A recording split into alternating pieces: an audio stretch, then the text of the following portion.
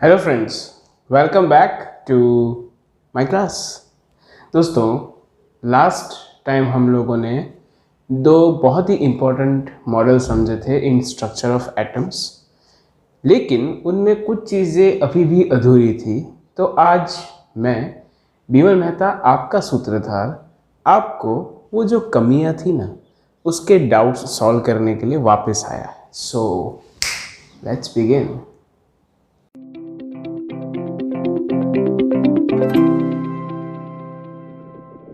Friends, जैसे last time हमने समझा था, थॉमसन मॉडल जो है उसके अंदर हमको ये प्रूफ होता है कि हमारा एटम जो है वो इलेक्ट्रिकली न्यूट्रल है। और उन्होंने तो एक्चुअली ऐसा कहा था कि आउटर शेल के अंदर एक प्रोटॉन का एक पूरा कवच होता है, बीच में कहीं पे पुडिंग के चॉकलेट्स की तरह इलेक्ट्रॉन घूम रहे होते हैं। लेकिन रदरफोर्ड भाई साहब जो थे उन्होंने ऐसा बोला कि नहीं बेटा, ऐसा नहीं होता है। जो न्यूक्लियस एक चीज़ होती है उसके सेंटर में, जिसमें सारा प्रोटॉन होता है, जिसमें सारा मास होता है और इलेक्ट्रॉन उसके आसपास घूम रहे होते हैं, तो पूरा जो एटम है उसकी अराउंड 80-90% स्पेस जो होती है वो खाली रहती है। तो थॉमसन भाई साहब ने बोला ठीक है, लेकिन अभी भी समझ नहीं आ रहा है कि अगर आपका इलेक्ट्रॉन जो है वो अगर घूमते घूमते न्यूक्लियस में चला गया या बाहर चला गया तो क्या होगा। तो जब ऐसा हुआ तो नील बोर भाई साहब जो थे वो बीच में आए थोड़े दिनों के बाद और उन्होंने बोला कि भाइयों देखो, मैं समझाता हूँ। नील बोर ने अपने एक्सपेरिमेंट से ये प्रूफ किया कि इलेक्ट्रॉन्स जो होते हैं वो न्यूक्लियस के आसपास घूमते जरूर हैं, पर वो एक फिक्स्ड पाथ, एक फिक्स्ड शेल, एक फिक्स्ड ऑर्बिट के अंदर घूमते हैं। जैसे हमने लास्ट टाइम भी डिस्कस किया था, सूर्य के आसपास जैसे दूसरे ग्रह जो होते हैं वो एक फिक्स ऑर्बिट में प्रदक्षिणा करते हैं, उसी तरह से इलेक्ट्रॉन्स भी जो हैं वो न्यूक्लियस के आसपास घूमते हैं। तो ऐसा कह सकते हैं ब्रह्मा जी ने न्यूक्लियस का जो रेप्लिका है वो सोलर सिस्टम में थोड़ा बड़े स्टैंडर्ड के हिसाब से डाल दिया था। अच्छी बात है। And electrons do not radiate energy. उन्होंने अपने एक्सपेरिमेंट्स के थ्रू ये भी समझाया कि जो इलेक्ट्रॉन्स होते हैं ना वो एनर्जी रेडिएट नहीं करते। एनर्जी रेडिएट नहीं करेंगे, दैट मीन्स उनके ऊपर सेंट्रीफ्यूगल या सेंट्रीपिटल फोर्स का सवाल ही नहीं आता। दैट मीन्स वो प्रोटॉन को देखते देखते ही उसके आसपास घूमते रहेंगे, ना उसके नज़दीक जाएंगे ना उसके दूर जाएंगे। तो ये नील बोर ने एक एस्टैब्लिश फैक्ट के रूप में प्रस्थापित किया और जो रदरफोर्ड भाई साहब की जो एक कन्फ्यूजन थी उसको दूर किया।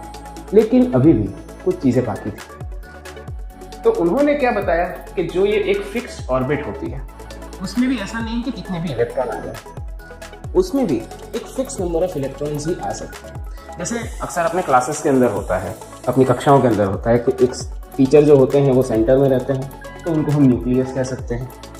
पहली बेंच के ऊपर बच्चे कम बैठते हैं, ठीक है, तो पहली बेंच पे बैठने वाले बच्चे जो होते हैं वो कम होते हैं। तो पहली कक्षा के अंदर आप देखें तो सिर्फ यहाँ पर 2 इलेक्ट्रॉन्स हैं। फिर जैसे दूसरी आपकी ऑर्बिट या दूसरी बेंच पे अगर आप जाते हैं तो थोड़े ज़्यादा बच्चे होते हैं, तो वहाँ पर 1 2 3 4 5 6 7 8 इलेक्ट्रॉन्स हैं, 8 स्टूडेंट्स हैं।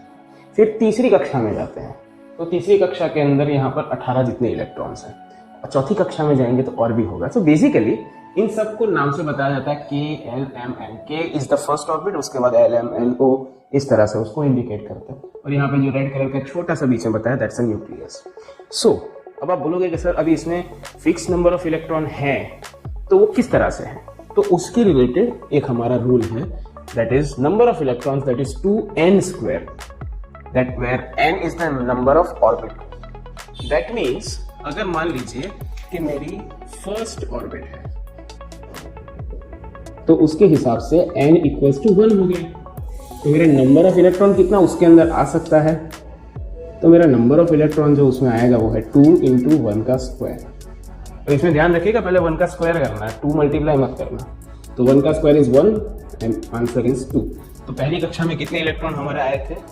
2 इलेक्ट्रॉन्स, राइट। तो ये यहाँ से प्रूफ होता है। अगर मान लो कि थर्ड ऑर्बिट है, ठीक है, तो number of electron 2 × 3², that is 2 × 3 का स्क्वायर होता है 9, तो आंसर इज 18। सो थर्ड कक्षा में कितने इलेक्ट्रॉन्स हमारे आए थे? 18 इलेक्ट्रॉन्स। सो इस तरह से हम लोग नंबर ऑफ इलेक्ट्रॉन्स मैक्सिमम कितने आ सकते हैं एक शेल के अंदर या एक ऑर्बिट के अंदर, वो हम मेजर कर सकते हैं। हाउएवर आउटर शेल जो होती है, सबसे बाहर की शेल, उसमें सिर्फ और सिर्फ 8 इलेक्ट्रॉन्स ही आ सकते हैं। अब आप बोलोगे ऐसे कैसे? तो ये वैलेंसी के साथ जुड़ा हुआ टॉपिक है जो हम लोग नेक्स्ट टाइम सीखेंगे, राइट। फिलहाल हम उसके ऊपर डिस्कशन नहीं करेंगे, सीख रहे हैं। तो ये आपका नील बोर का मॉडल था। एंड लास्ट में 1935 के अंदर आकर जो हमारे ब्रिटिश साइंटिस्ट थे जेम्स चैडविक, उन्होंने ये एस्टेब्लिश किया अपने एक्सपेरिमेंट्स के थ्रू कि जो न्यूक्लियस है ना, उसमें प्रोटॉन के ही मास के बराबर एक ऐसा भी कण होता है कि जिसकी कोई इलेक्ट्रिसिटी या चार्ज नहीं होता। वो हो गया हमारा न्यूट्रॉन। हमारे महेश जी, जय भोलेनाथ। तो चैडविक जो है उन्होंने ये एस्टेब्लिश किया, उन्होंने बताया कि ये न्यूक्लियस के अंदर जो ये भार है वो न्यूट्रॉन और प्रोटॉन का मिलाकर है। न्यूक्लियस में न्यूट्रॉन ज्यादातर जगह पर पाया जाता है सिवाय एक एटम के। वो कौन सा? उसका जवाब आप मुझे नीचे कमेंट सेक्शन में जरूर दीजिएगा कि ऐसा कौन सा एटम है कि जिसके अंदर ऐसा नीचे कमेंट सेक्शन में जरूर बताइएगा कि ऐसा कौन सा एटम है कि जिसके अंदर न्यूट्रॉन नहीं होता। So this is about today. इसके बाद वाले सेशन में हम लोग इस चैप्टर के एंड पार्ट वैलेंसी, आइसोटोप और आइसोबार के बारे में डिस्कस करेंगे। Please do not forget to like this video.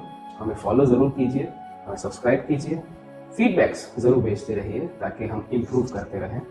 Next time मिलेंगे, तब तक के लिए कीप रॉकिंग।